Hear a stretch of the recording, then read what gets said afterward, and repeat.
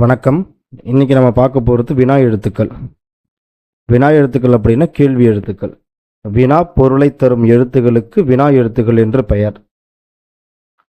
So இந்த வினா எழுத்துக்கள் சொல்லோட முதலிலும் வரும், ஒரு சொல்லோட கடைசியிலும் வரும்.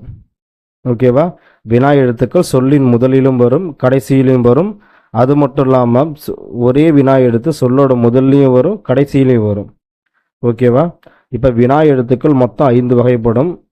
என்னென்ன வினா எழுத்துக்கள் இருக்குன்னா ஏ, யா, ஆ, ஓ, ஏ. ஏ, யா, ஆ, ஓ, ஏ. ஏ, யா, ஆ, ஓ, ஏ அப்படின்னு மொத்த வினா எழுத்துக்கள் 5 வகைப்படும். ஓகேவா?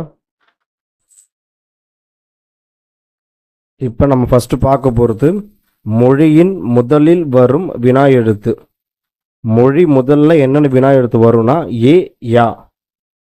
எங்கு, யாருக்கு, இதில் எங்கு ஏ அப்படிங்கிற வினா எழுத்து முதல்ல வந்திருக்கு. அதே மாதிரி யாருக்கு, இதில் யா அப்படிங்கிற வினா எழுத்து முதல்ல வந்திருக்குது. திருவள்ளுவர் சிலை எங்கு அமைக்கப்பட்டுள்ளது. ஸோ அந்த எங்கு அப்படிங்கிறதுல முதல் எழுத்து என்ன வந்திருக்குது? ஏ. அப்போ ஏ அப்படிங்கிறது வினா எழுத்துல சொல்லுக்கு முதலில் வருபவை. யாருக்கு, யா அப்படிங்கிறது சொல்லுக்கு முதலில் வரக்கூடியவை. அடுத்தது மொழியின் இறுதியில் வரக்கூடியவை ஆ, ஓ அப்படிங்கிற 2 எழுத்துக்கள் தான் என்ன பண்ணுதுன்னா மொழியின் இறுதியில் வருபவை. வினா எழுத்துக்கள் மொழியின் இறுதியில் வருபவை என்னென்ன? ஆ, ஓ. எடுத்துக்காட்டு பேசலாமா. இந்த பேசலாமா அப்படிங்கிறதுல கடைசியில் மா தானே இருக்குது. ஏன் இங்கே ஆன்னு சொல்லியிருக்காங்க அப்படின்னா மா அப்படிங்கிற உயிர்மெய்யை பிரித்தா இம்மு கூட்டல் ஆ அப்படின்னு நமக்கு கிடைக்கும். அப்போ இம்மு அப்படிங்கிறது மெய்யும், ஆ அப்படிங்கிறது உயிர் எழுத்து. அப்போ உயிர் மெய்யும் சேர்ந்து தான் மா அப்படிங்கிற உயிர்மெய் எழுத்து கிடைக்கிது. இதில் பேசலாமா இந்த மாவில் இம்மு கூட்டல் ஆனாதான் மானு வரும். அப்போ அந்த ஆ அப்படிங்கிற எழுத்து இருக்கிறதுனால இது மொழியின் இறுதியில் வருபவை. பேசலாமா இம்மு ஆவும் சேர்ந்து அந்த மாங்கிற சவுண்டு வருது. சொல்லி பாருங்க, பேசலாமா. அப்போ ஆ சவுண்டு வருது. அதனால் மொழியின் இறுதியில் வருபவையில் ஆ வருது. அது மட்டும் இல்லாமல் தெரியுமோ, இந்த தெரியுமோவை மோவை பிரித்தா இம்மு கூட்டல் ஓ. ஓ அப்படிங்கிற எழுத்து உயிர் எழுத்து கடைசியில் வந்திருக்குது. அதனால் இதுவும் மொழியின் இறுதியில் வருபவை தான். ஸோ நம்ம அந்த மோ அப்படிங்கிற உயிர்மை எழுத்து தான் வரும். இதில் மோ தானே வந்திருக்கு, ஓ வரல அப்படின்னு சொல்லிட்டு இருக்கக்கூடாது. இந்த மோவை பிரித்தா இம்மு கூட்டல் ஓ. அப்போ கடைசியில் என்ன இருக்குது? ஓன்னு தான் சவுண்டு வருது. அப்போ அந்த ஓ இருக்கிறதுனால கடைசியில் ஓன்னு தான் சவுண்டு வரும். அதனால் மொழியின் இறுதியில் வருபவை என்னென்ன அப்படின்னா ஆ, ஓ அப்படிங்கிற அந்த 2 எழுத்து தான். மொழி முதலிலும் வரும், இறுதியிலும் வரும். என்ன எழுத்து அப்படின்னா ஏ. ஏன். ஏன் அப்படின்னு சொல்லும் பொழுது ஏ மொழிக்கு முதல்ல வந்திருக்குது. நீதானே. நீதானே அப்படின்னு சொன்னால் அதில் நே வந்திருக்கு, இன்னும் குட்டல் ஏ.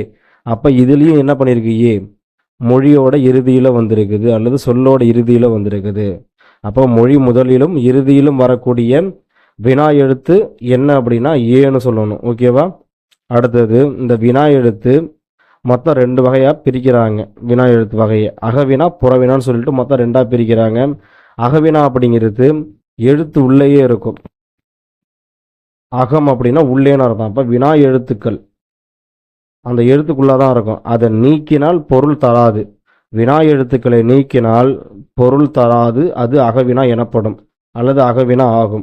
எடுத்துக்காட்டு எது, யார், ஏன். இது எல்லாம் பாருங்க வினா எழுத்து ஏ, யா, ஏ. இந்த வினா எழுத்துல எடுத்துட்டோம்னா வினா எழுத்தை எடுத்துட்டோம் அப்படின்னா வெறும் தூ மட்டும்தான் இருக்கும். தூன்னு சொன்னா பொருள் தருதா? யார், யாரில் யாவை எடுத்தாச்சு இர் அப்படின்னா பொருள் நமக்கு தருதா? ஏன், ஏன்ல ஏவை எடுத்தாச்சு வினா எழுத்து, பாக்கி இன்னும் மட்டும்தான் இருக்குது. அப்போ இன்னும் அப்படிங்கிற எழுத்து நமக்கு பொருள் தருதா? இல்லை. இந்த மாதிரி வினா எழுத்துக்களை நீக்கினால் பொருள் தராத மாதிரி இருந்தால் அது அகவினா. அடுத்தது புறவினா. வினா எழுத்துக்களை நீக்கினாலும் மற்ற எழுத்துக்களை என்ன பண்ணணும்னா பொருள் தரும். வினா எழுத்துக்களை நீக்கினாலும் பிற எழுத்துக்கள் பொருள் தரும், அது புறவினா ஆகும். எடுத்துக்காட்டு அவனா. இந்த அவனா அப்படிங்கிற இந்த சொல்லிலிருந்து கடைசியில் உள்ள நா அதை பிரித்தா இன்னும் கூட்டல் ஆ. இன்னும் ஆவும் சேர்ந்தாதான் நா அப்படிங்கிற எழுத்து பிறக்கும். அப்போ இந்த ஆவை எடுத்துட்டோம். இந்த ஆவை கேன்சல் பண்ணியாச்சு அப்படின்னா பாக்கி என்னதான் இருக்கும். அப்போ அவன் தான் வரும். அவன் அப்படின்னு சொன்னால் ஹி, எவனோ ஒருத்தவனை குறிக்குது.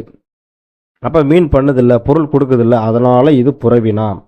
அதே மாதிரி வருவானோ, வருவானோ, இதுலேயும் கடைசி இந்த நோவை பிரித்தா இன்னும் குட்டல் ஓ. அப்போ அந்த ஓவை கேன்சல் பண்ணியாச்சு. வினா எழுத்து ஓ அப்படிங்கிறத நீக்கியாச்சு. நீக்கினா வருவான், வருவான். இங்கே ஓ சேர்ந்தாதான் இன்னும் குட்டல் ஓ நோ, வருவானோ அப்படின்னு வரும். இந்த வினா எழுத்து ஓவை எடுத்துட்டோம் அப்படின்னா வெறும் வருவான் மட்டும்தான் வரும். அப்போ வருவான்னா யாரோ ஒருத்தவன் கண்டிப்பாக வருவான். அப்போ பொருள் தருதில்ல. இந்த மாதிரி வினா எழுத்துக்களை நீக்கினாலும் பிற எழுத்துக்கள் பொருள் தரும். அதுக்கு பேர் தான் புறவினான்னு பேர். ஓகேவா?